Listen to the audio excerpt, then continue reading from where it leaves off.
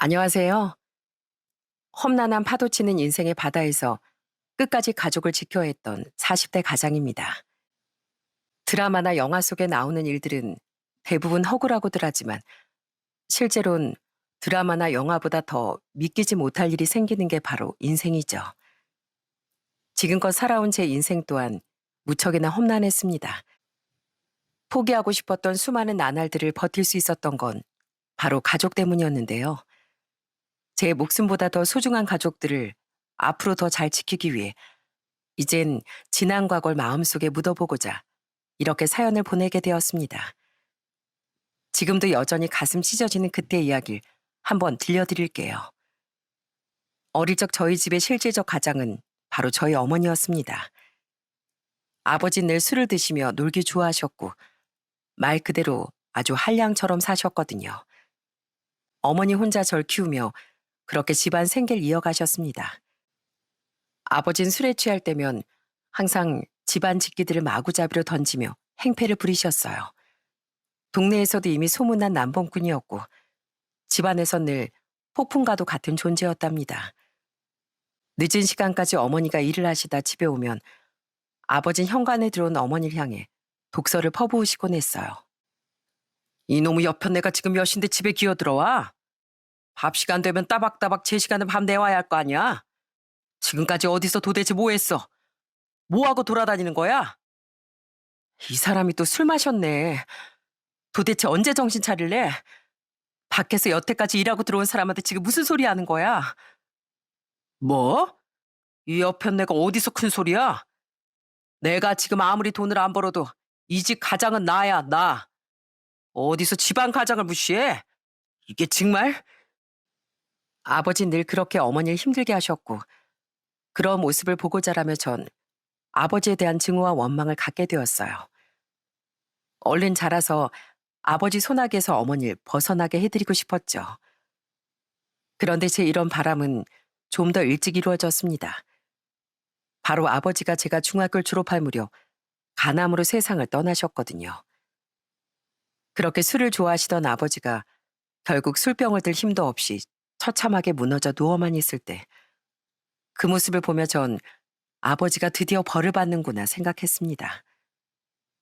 어린 마음에 아버지 간병을 하는 어머니가 오히려 더 안쓰럽게 느껴지더라고요. 가난한 살림에 제대로 된 치료도 받지 못하고 결국 아버지가 세상을 떠나셨을 땐 전 눈물도 나오지 않더라고요. 그저 아버지가 다음 생에선 좀 더 나은 사람으로 태어나길 바랬을 뿐이었죠. 아버지가 그렇게 떠나신 후론 저희 집엔 평화가 찾아오는 듯 했습니다. 어머니는 홀로 절 키우시며 정말 열심히 일을 하셨어요. 그런 어머니를 보면서 전 커서 훌륭한 사람이 되고 싶다는 생각을 했었고요. 그때부터 전 경찰이 되고 싶었답니다.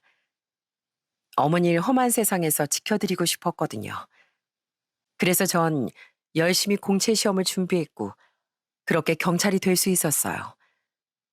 경찰 합격을 하고 나서 어머니께서 얼마나 기뻐하고 좋아하셨는지 모릅니다. 그때 어머니의 표정은 정말 세상을 다 가진 것처럼 보이셨어요. 제가 그렇게 사회생활을 시작하자 어머님 무엇보다 제가 좋은 가정을 꾸리길 원하셨어요. 그렇지만 전 불우한 가정 환경에서 자라다 보니 안정적으로 가정을 꾸릴 수 있을지 걱정이 많았습니다. 그런 저에게 천사 같은 사람이 나타난 건 제가 30대 초반이었을 때였어요. 같은 경찰 동료의 소개를 통해 만나게 된 아는 너무나도 착하고 좋은 사람이었습니다. 온화하고 다정했던 아는 늘 배려심이 넘치고 따뜻했어요. 마치 햇살과도 같아서 전 정말 많은 사랑을 받고 자란 줄 알았습니다. 그런데 아내의 가정 환경도 저와 똑같았더라고요. 장인께서도 장모님을 그렇게 힘들게 하셨는데 아내가 중학교 때 사고로 돌아가셨습니다.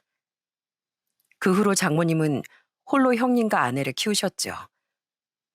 아무래도 양가 가정 환경이 비슷하다 보니 저희들은 서로의 상처를 보듬으며 그렇게 빠르게 연인 관계로 발전하게 되었고 결혼까지 하게 되었답니다. 장모님도 얼마나 좋으신 분인지 모릅니다. 항상 제가 처가댁에 갈 때면 장모님은 정말 버선발로 뛰어나와 절 반겨주시곤 했어요. 아이고, 우리 민중의 지팡이 사이 왔어? 여기까지 오느라 아주 고생했네. 배고프지? 우리 사이 맛있게 먹으라고 김치찜 끓여놨는데 얼른 손만 씻고 와. 내가 바로 차려줄 테니까. 정말요? 역시 우리 장모님. 제가 이래서 장모님 댁에 오는 게 좋다니까요. 안 그래도 요 며칠 전부터 우리 장모님 김치찜이 먹고 싶었는데 어떻게 하셨어요? 내가 우리 사이랑은 척하면 척이지. 얼른 씻고 나와. 내가 따뜻하게 끓여놨으니까 바로 먹으면 딱이야, 딱. 정말 친자식처럼 잘 챙겨주셨던 장모님은 한 번 저에게 불편한 소리 하지 않으셨고 늘 제가 고생한다며 절 다독여 주시곤 했습니다. 전 그런 장모님께 잘하려고 노력했어요. 아내 역시 저희 어머니께 정말 잘했습니다. 신혼집도 아내가 어머니 집 근처로 잡고 싶다고 먼저 제안을 해서 저희는 어머니 집 근처에 살면서 자주 오고 가곤 했어요. 어머니는 아내를 며느리라기보단 딸처럼 생각하셨답니다.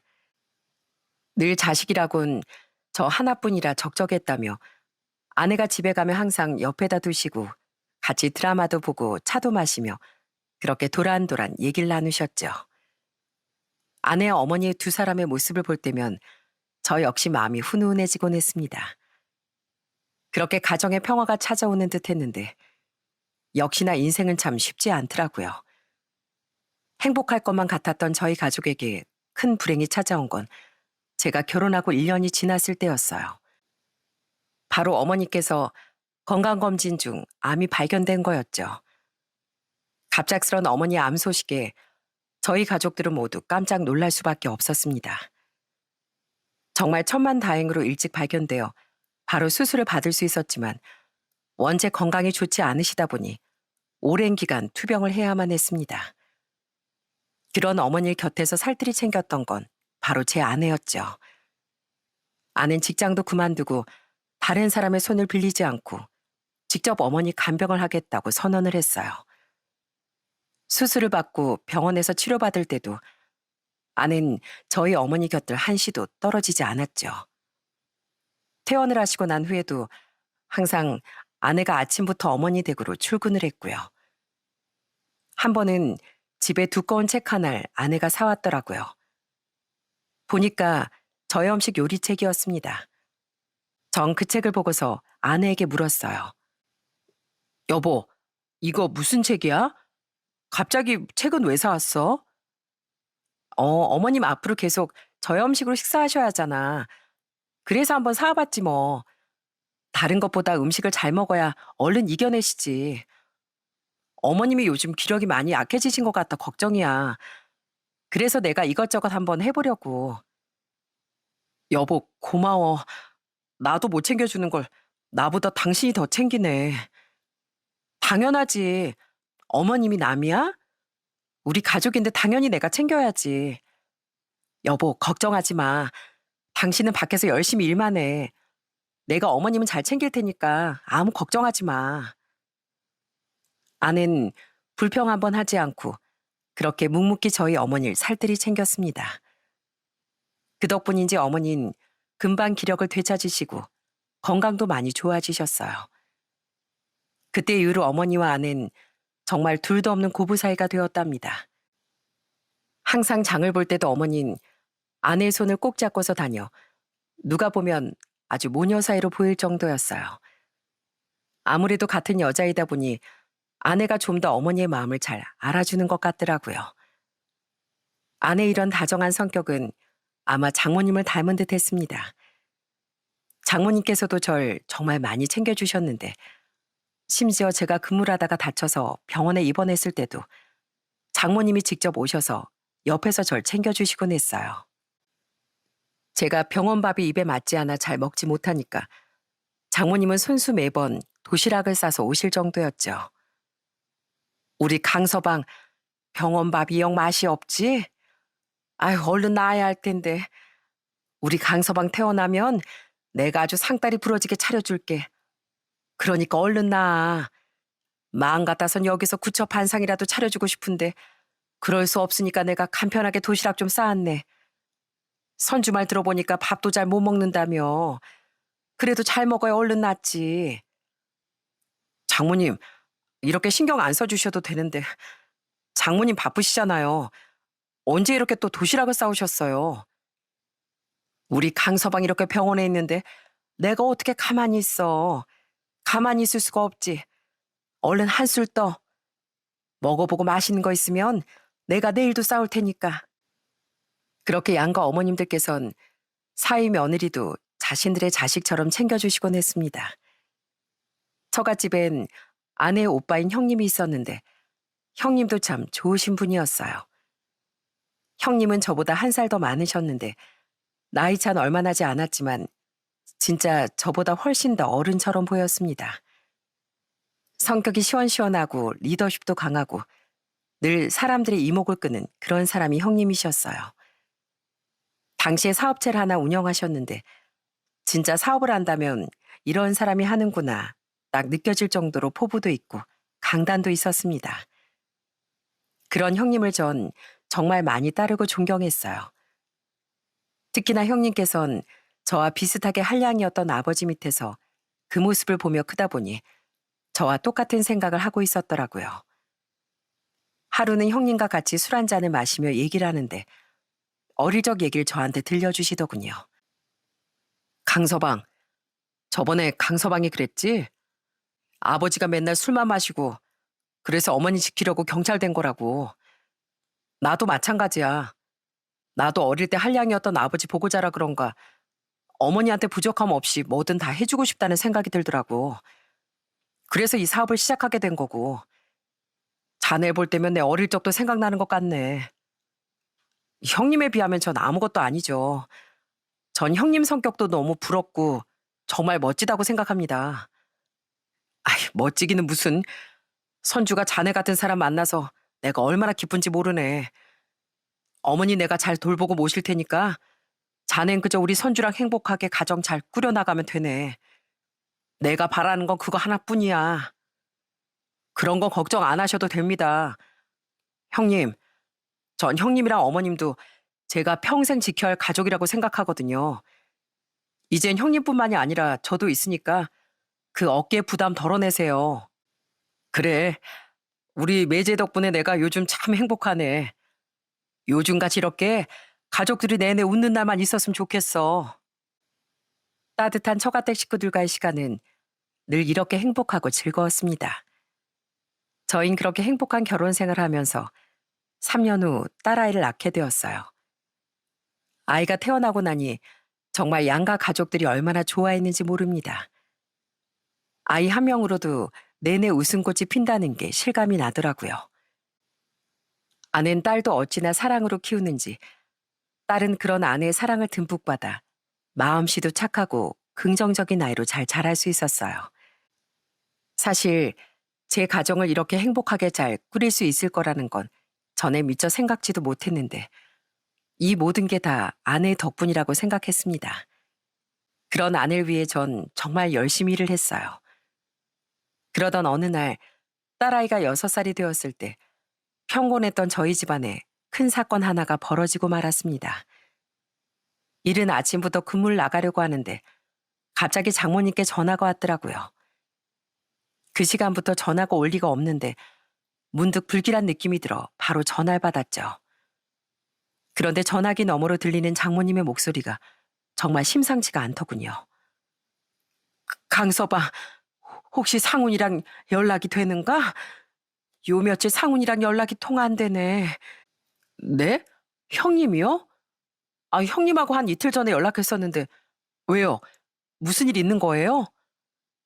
며칠 전에 통화를 했는데 목소리가 너무 안 좋아서 오늘 바로 전화를 해봤더니만 영 전화를 안 받아. 집에 가보려고 하는데 느낌이 너무 이상해서 내가 전화해봤네. 상훈이가 요즘 많이 힘들었던 거 자네도 알지 않은가? 혹여나 무슨 일이라도 있는 건 아니겠지? 장모님, 너무 걱정하지 마시고 제가 다시 연락해 볼게요. 걱정 마세요. 사실 그때쯤 형님이 많이 힘든 상황이었거든요. 거래처에서 거래대금도 받지 못하고 거기다가 사기까지 당하게 되면서 사업이 힘들어졌고 저에게도 4천만 원 정도가 급하게 필요하다며 돈을 빌려갔던 상황이었어요.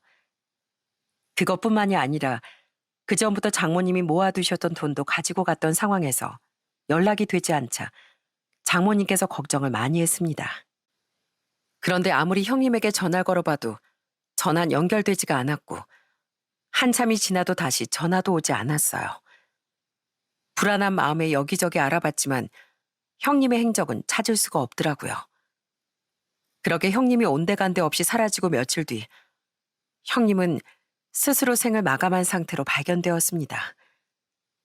경찰이 아내에게 연락을 해왔고 그렇게 쓸쓸하게 떠난 형님을 마주하게 되었어요. 형님의 품엔 유서 한 장이 있었는데 그 안엔 장모님에 대한 죄송함과 저와 아내에 대한 미안한 마음이 가득 적혀 있더라고요. 떠나는 그 순간까지 형님은 내내 미안하고 잘못했다며 자신을 그렇게 자책하면서 힘들게 삶의 끈을 놓아버린 거였습니다. 도저히 감당하기 힘들고 미안하다는 말이 적혀 있는 걸 보면서 전 너무나 슬프고 화도 났어요. 얼마나 힘들었으면 그랬을까 싶다가도 차라리 그래도 같이 좀 이겨내면 괜찮지 않았을까 싶은 생각도 들었어요. 장례식도 어떻게 치렀는지 제대로 기억조차 나지 않을 정도로 그렇게 멍하니 장례를 치렀던 것 같네요.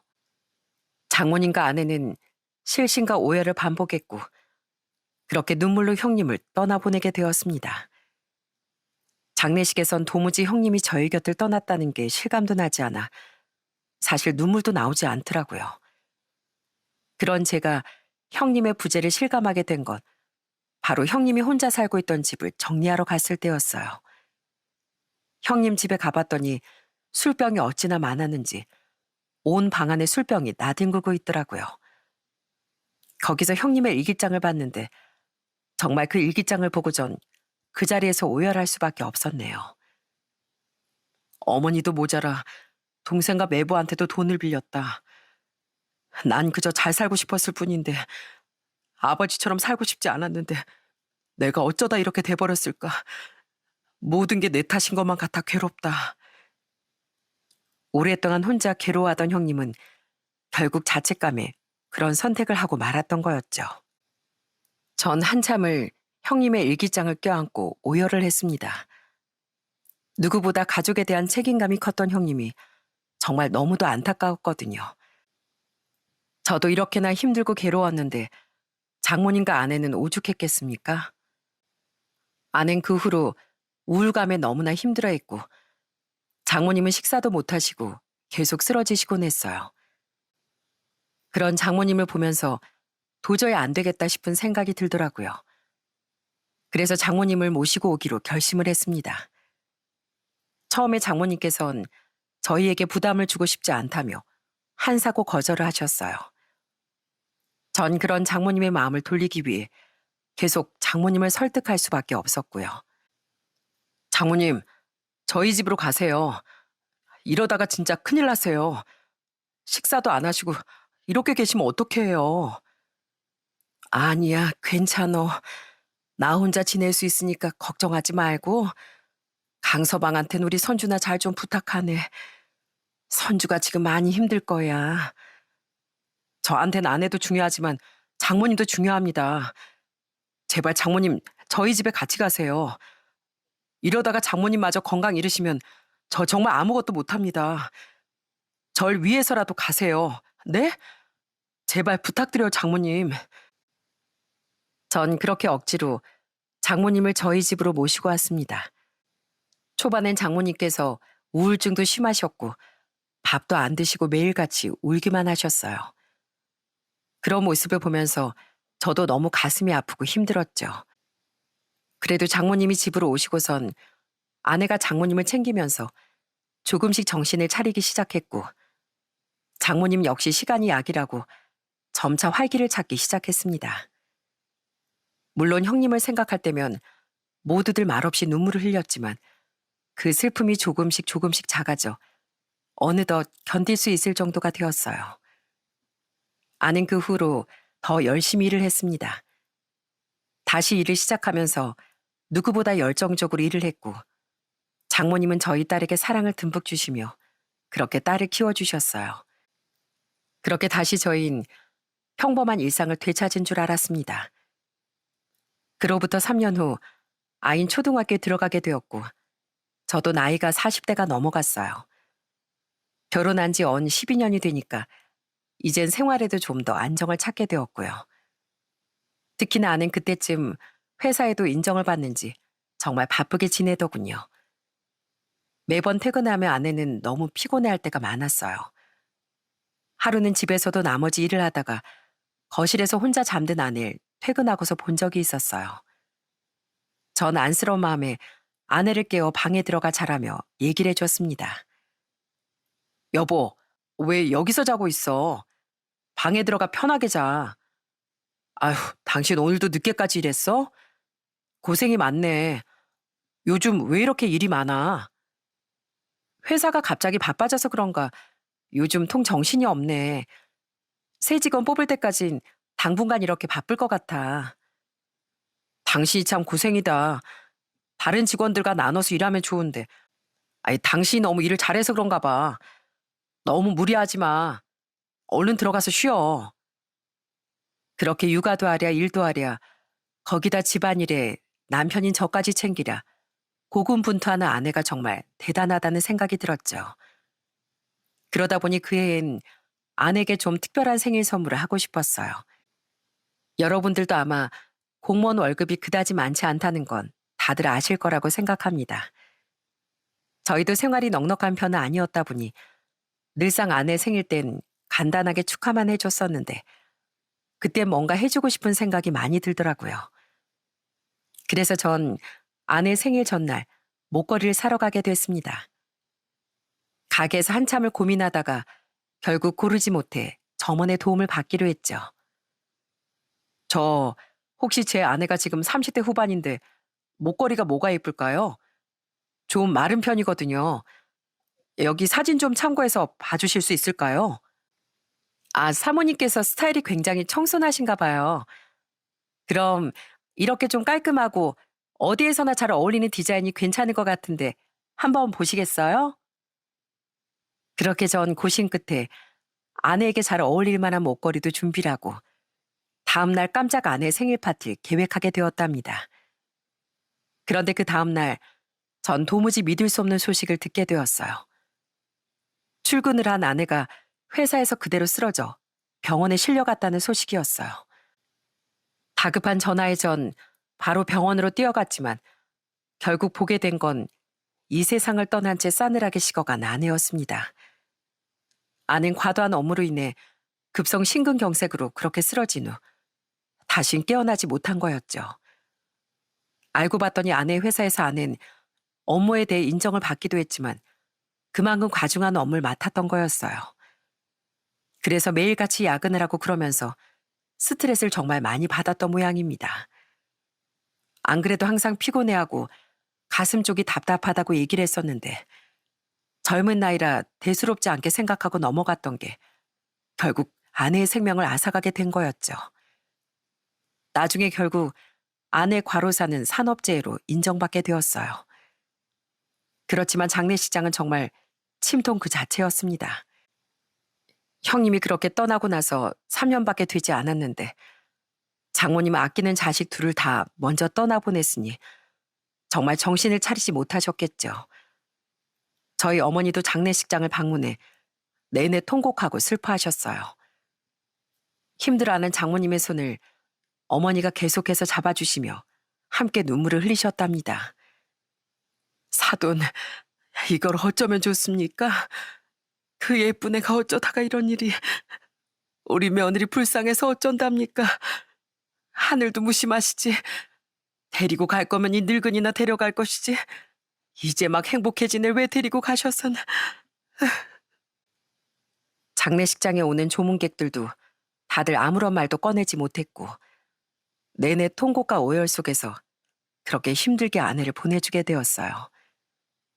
9살밖에 되지 않은 딸은 엄마와의 갑작스런 이별을 더더욱 받아들이기 힘들어했고요.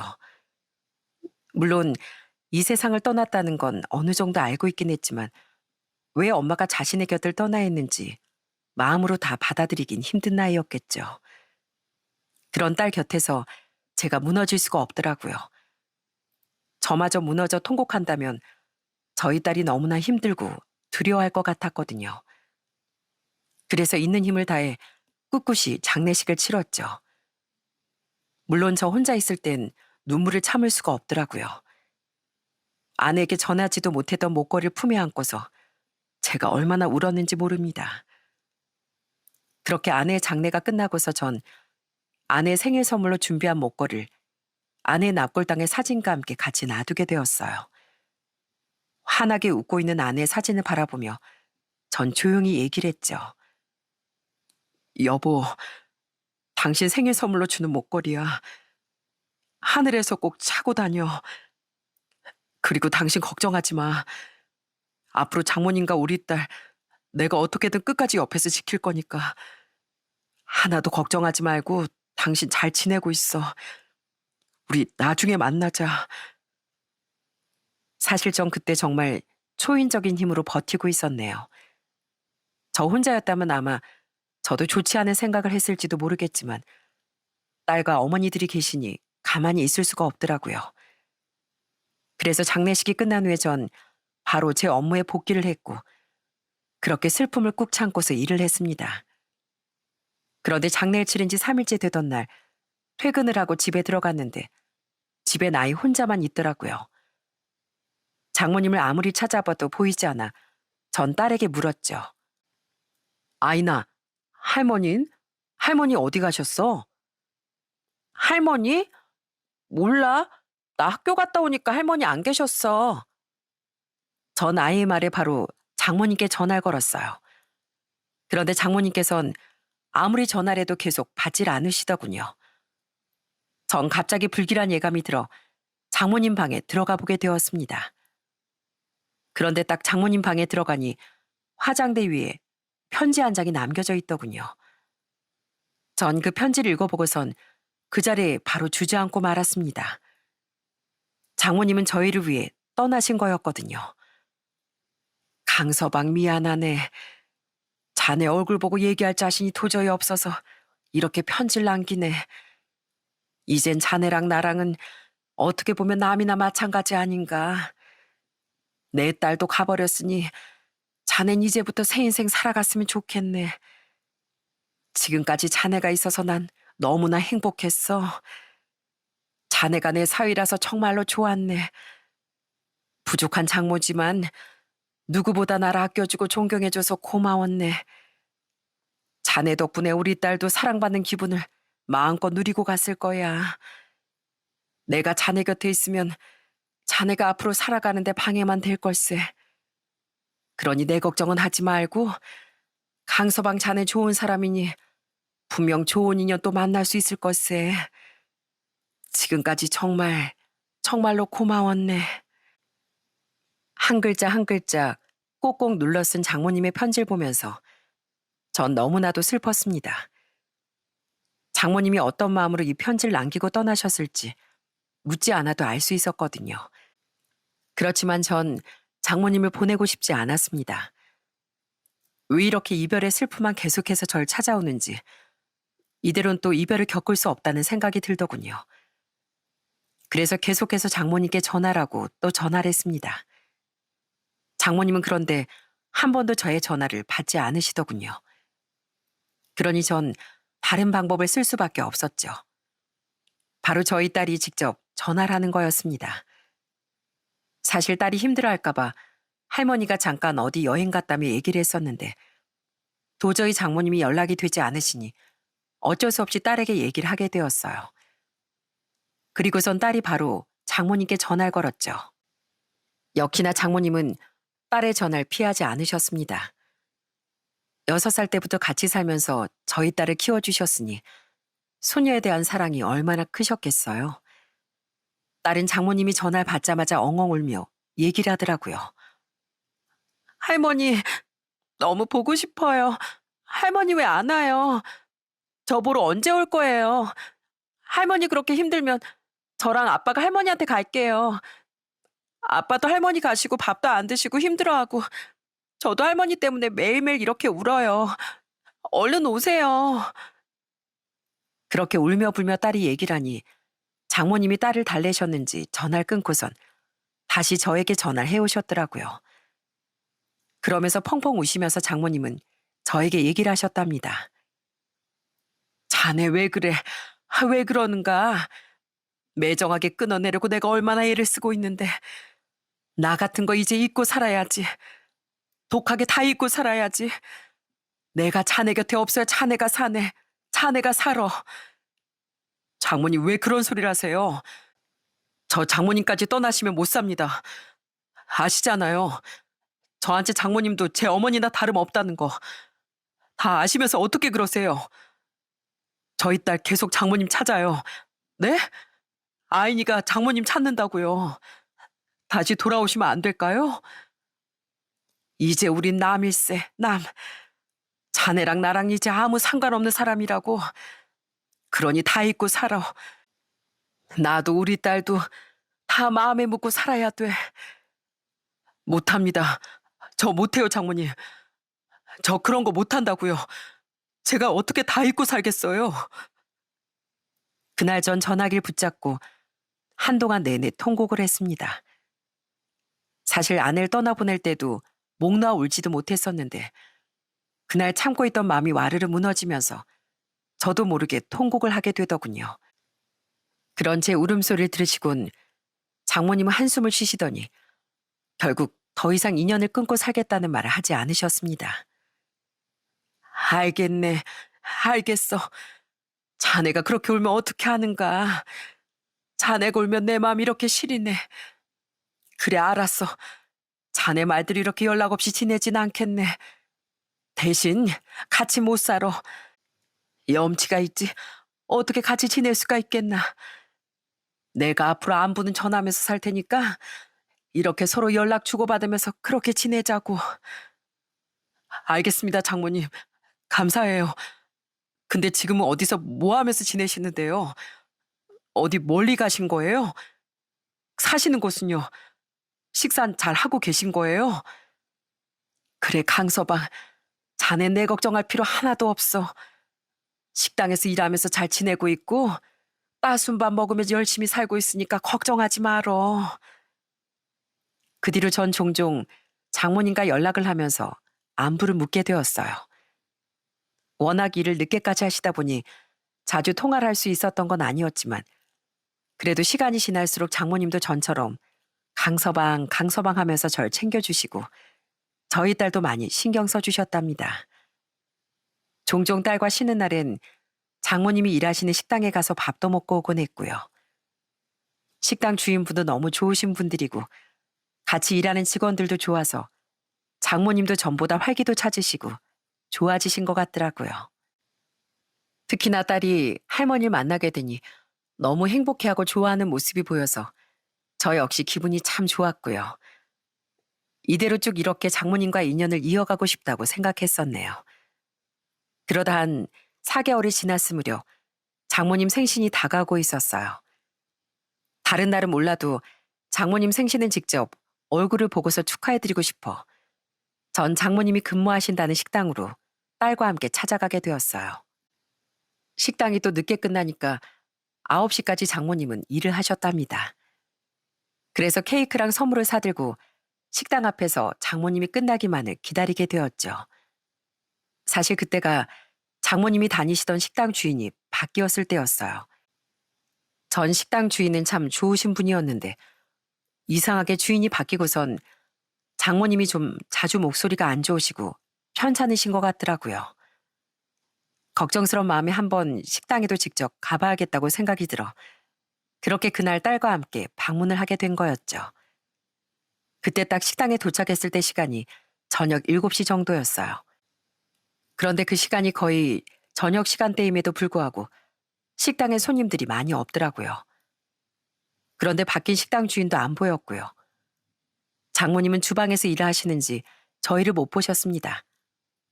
그래서 저와 저희 딸은 한쪽에 자리를 잡고 앉아 있었어요. 그리고 그때쯤 가게 문이 벌컥 열리더니 잔뜩 인상을 쓴 한 남자가 들어오면서 곧바로 계산대로 향하더군요.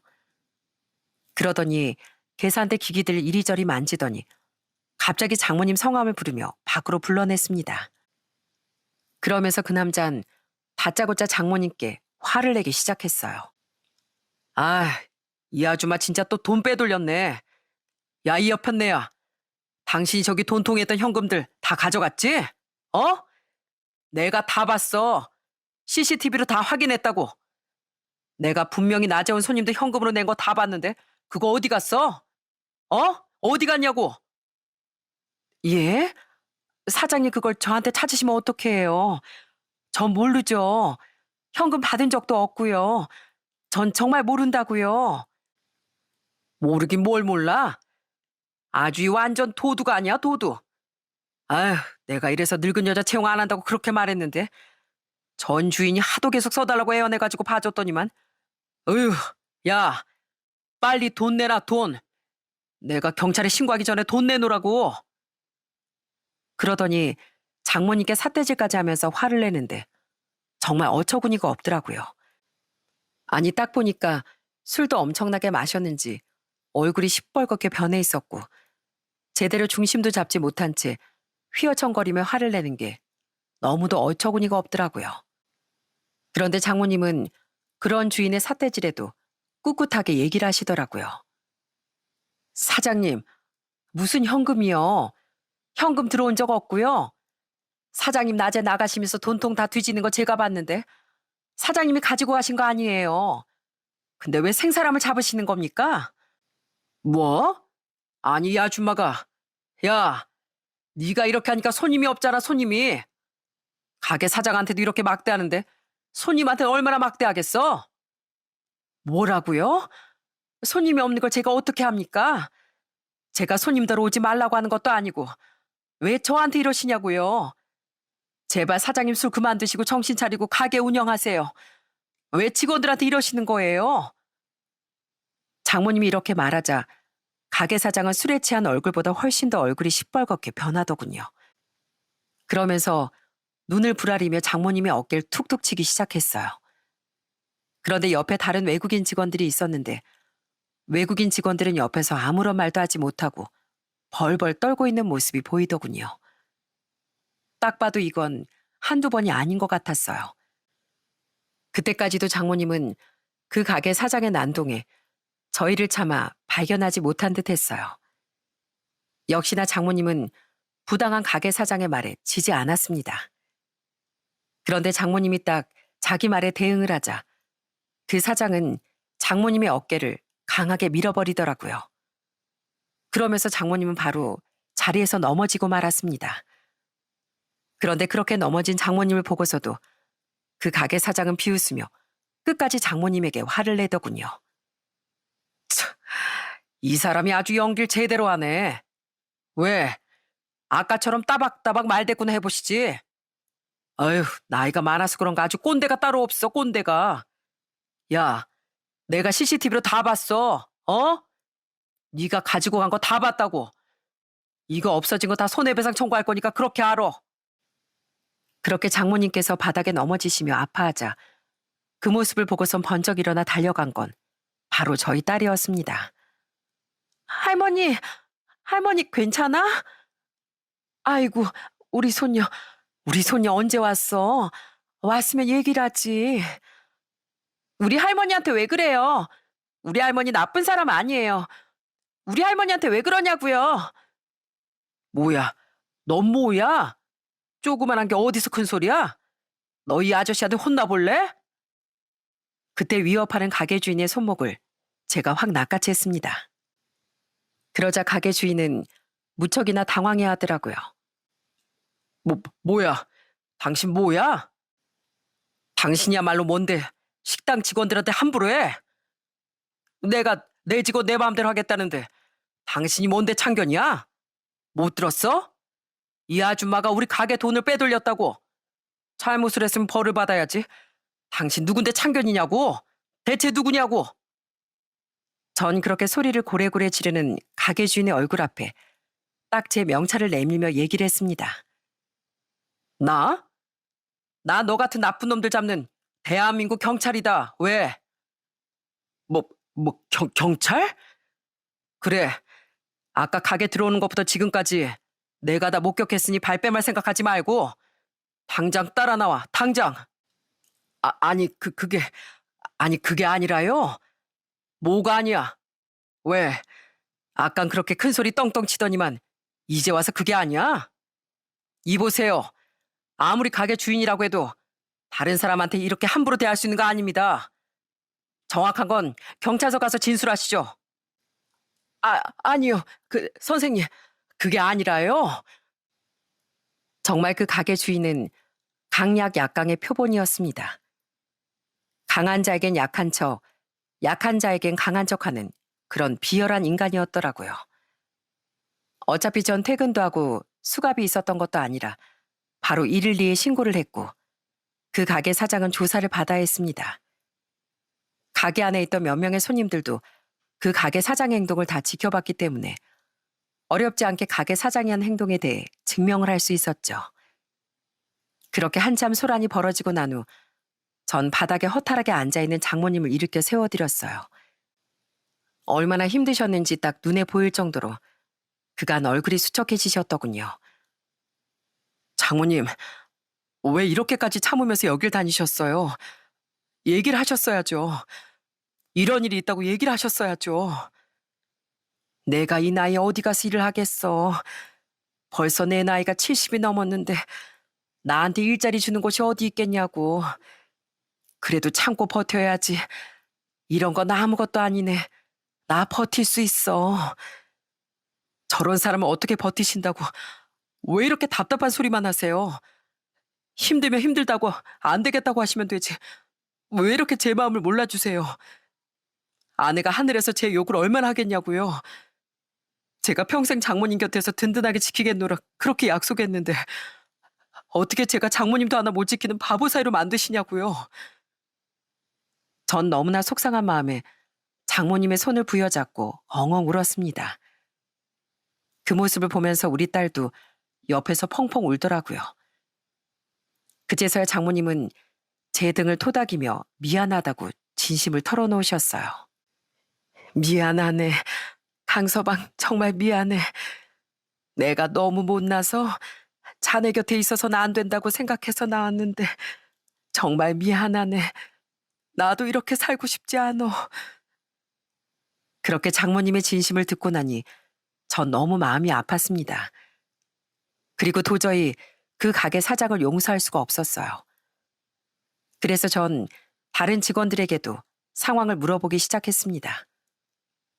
알고 봤더니 가게엔 CCTV가 없었고 그걸 봤다는 것도 거짓말이었고 애초에 식당은 잘 된 적이 없었던 거였습니다. 오히려 사장이 새로 오고 난 후에 맨날 식당에서 술 마시고 술주정하고 지인들 데리고 와서 시끌벅적하게 가게 차지하고 술을 마시다 보니 그래서 손님들도 줄어들고 소문이 안 좋게 났던 모양이었죠. 그런데 그걸 또 직원들 탓을 하며 그동안 내내 그렇게 난리를 피운 거였답니다. 이게 한두 번도 아니고 매일같이 사람을 시달리게 했는데 외국인 직원들에게 엄청 더 심하게 했다고 하더라고요. 결국 모든 증거들 다 모아 고용노동부에 신고까지 싹 다 하고 경찰에 고소장도 접수를 했습니다. 모욕이며 협박, 공갈, 강요 등등 수많은 죄목을 걸 수 있을 정도로 그 가게 사장은 진짜 악랄한 자식이었어요. 그렇게 죄다 고소를 하고 나니 가게 사장은 결국 나중엔 저희한테 합의를 보자고 연락을 해왔더라고요. 그렇지만 저흰 합의를 해주지 않았어요. 자신이 한 일이 얼마나 잘못된 일인지 꼭 깨달았으면 좋겠다는 마음으로 끝까지 합의를 해주지 않았죠. 솔직히 마음 같아선 콩밥을 제대로 한번 먹이고 싶었지만 우리나라 법상 교도소에 들어가는 건 아니더라고요. 대신 그 가게 사장은 벌금형에 처하게 되었답니다. 그리고 월급도 그동안 2달 정도 밀려 있었는데 그 식당 3명 직원분까지 싹 다 지급해야 했고요. 그 일이 끝나고서 그 식당은 정말 쫄딱 망하고 말았습니다. 그리고 장모님은 식당 일을 그만두고서 다시 저희 집으로 모시고 왔어요. 모시고 오면서도 정말 제가 장모님께 얼마나 신신당부하고 부탁을 드렸는지 모릅니다. 장모님, 제발 장모님 이젠 저희랑 계속 살아요. 저희한테 장모님은 정말 전부입니다. 제발 저희 앞에서 말없이 이제 사라지지 말아주세요. 네? 제가 이렇게 부탁드려요. 내가 정말 자네랑 이렇게 같이 살 자격이 있어? 우리 손녀딸이랑 같이 하하호호 웃으며 살 자격이 있겠어? 당연하죠, 장모님. 제발 제 소원이에요. 그러니까 제발 어디 가지 마시고 저희랑 오래오래 이렇게 행복하게 살아요. 그래 주시면 안 될까요? 알겠네. 대신 나 혼잔 자네 집에 가는 건 염치 없어 안 될 것 같고, 그럼 이젠 자네 어머니도 혼자 계시는데 어머니도 같이 모시고만 안 되겠는가? 내가 도저히 자네 어머니한테 너무 미안해서 안 되겠네. 자네 어머니가 오셔야 그래도 내 마음 편히 들어갈 수 있을 것 같네. 정말이시죠? 정말 저희 어머니 모시고 오면 다 같이 이렇게 살 수 있는 거죠? 장모님 정말 다른 말 안 하시는 거예요? 그렇게 저희 집엔 장모님뿐 아니라 저희 어머니까지 오시면서 다시 북적북적 식구들이 늘어나게 되었답니다. 어머니께선 장모님이 다시 돌아오셨다는 얘기를 들으시곤 너무 좋아하셨어요. 제가 장모님을 만나러 갈 때마다 어머니께 전화를 드리는데 그때마다 장모님을 꼭 다시 모셔오라고 신신당부하셨거든요. 그 정도로 저희 어머니도 장모님이 돌아오시길 기다리고 계셨거든요. 그렇게 두 어머니를 모시고 살면서 저희는 서로의 상처와 아픔을 보듬어주며 잘 지내고 있습니다. 그리고 지금은 장모님과 어머니 두 분이서 얼마나 잘 지내시는지 몰라요. 두 분이서 국내 여행도 다니고 선글라스를 같이 멋지게 쓰시고선 사진까지 찍어서 보내주시곤 합니다. 거기다 퇴근하고 집에 갔을 때면 항상 두 분이서 밝게 웃으며 절 맞이해 주시는데 정말 이런 게 가족의 행복이구나 새삼 느끼곤 해요. 평생을 외롭고 쓸쓸하게 홀로 버티며 자식들을 키워왔던 어머니와 장모님은 그렇게 서로에게 둘도 없는 친구가 되셨답니다. 요즘은 그냥 두 분이서 재미나게 지내는 것만 봐도 너무 흐뭇하고 좋아요. 두 분이서 목욕탕도 같이 다니시고 정말 단짝처럼 지내곤 합니다. 아, 그리고 얼마 전엔 제 생일이었는데 그때 얼마나 웃겼는지 모릅니다. 장모님 어머니가 서로 제 생일을 챙기겠다고 투닥거리며 얘기를 하시는데 웃음이 절로 나왔다니까요. 사돈, 우리 아들이니까 내가 우리 아들 생일상을 차려야지. 사돈은 손도 대지 말아요. 내가 차릴 거니까. 우리 아들은 내가 해주는 갈비찜을 좋아해요. 아유, 우리 사인 내가 해준 김치찜을 얼마나 좋아하는지 몰라요. 사돈이야말로 오늘 아무것도 하지 말고 소파에 딱 붙어서 앉아 계세요. 제가 다 할 겁니다. 어허, 아니 사돈, 제 아들이라니까요. 그러니까 제가 생일상 차려야 맞죠. 아유, 그래도 사이사랑은 장모라는데 장모가 나서야지 맞죠. 그렇게 두 분이서 투닥거리는 모습을 볼 때면 70대가 되신 두 분이 참 귀엽게까지 보입니다. 뒤늦게나마 두 분에게 정말 소중한 인연이 생겼다는 게 참 다행이다 싶으면서 이렇게 행복한 가정을 어떻게든 잘 지켜나가려고 제가 더 노력해 보려고요. 지금 전 딸과도 잘 지내려고 노력하고 있습니다. 딸이 한 살 한 살 커갈 때마다 참 아내 모습이 언뜻 보이는데 그때마다 정말 아내가 많이 보고 싶긴 해요. 종종 아내 납골당에 가서 아이와 있었던 일, 어머니와 장모님과 있었던 일을 주절주절 말하고 오곤 하는데 그렇게 한참을 말하다 오면 아내가 제 곁에 지금도 있는 것처럼 느껴지곤 합니다. 지금도 제 마음속엔 아내가 크게 자리 잡고 있어요. 언젠가 딸아이를 다 키우고 나서 다시 아내를 만나게 되겠지만 그전까진 아내 몫까지 제가 최선을 다해 잘 키워보려고 합니다. 저 앞으로 잘할 수 있겠죠? 하늘에 있는 제 아내도 이젠 아무 걱정하지 말고 그저 행복하게 저희가 잘 지내는 걸 지켜봤으면 좋겠네요. 제가 여러 번의 예상치 못한 이별을 겪다 보니 참 이별은 겪어도 익숙하지 않은 일이더라고요. 정말 소중한 아내와의 이별도 슬펐지만 사실 그토록 원망했던 아버지와 이별도 마찬가지로 슬픈 일이었어요.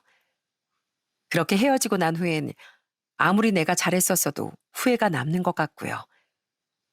하나라도 더 해줄 걸, 사랑한다고 안아줄 걸, 사랑한다고 말해볼 걸, 그런 후회들이 남아 더 마음이 아파지는 것 같습니다. 그래서 여러분들은 소중한 사람과 이별했을 때 저처럼 후회가 남지 않도록 지금 최선을 다하셨으면 좋겠어요. 이 얘기를 꼭 들려드리고 싶어 사연을 쓰게 되었습니다. 그리고 지금 혹여 예상치 못한 이별로 힘들어하는 분들이 계시다면 우리 조금만 더 힘을 내봐요. 저 역시 아내와의 사별 후 슬픔을 마음 깊은 곳에 묻어두었지만 잊혀지진 않았답니다. 어떻게 잊겠어요? 대신 시간이 지나니 마음을 꺼내어도 덤덤히 얘기할 정도는 되는 것 같답니다. 그러니 여러분들도 조금만 더 힘내시고 버텨내시길 바랍니다. 제 사연은 여기까지예요. 제 딸과 장모님 그리고 저희 어머니와 제가 앞으로 행복하게 살아갈 수 있도록 여러분의 따뜻한 응원 부탁드리겠습니다. 들어주셔서 감사합니다.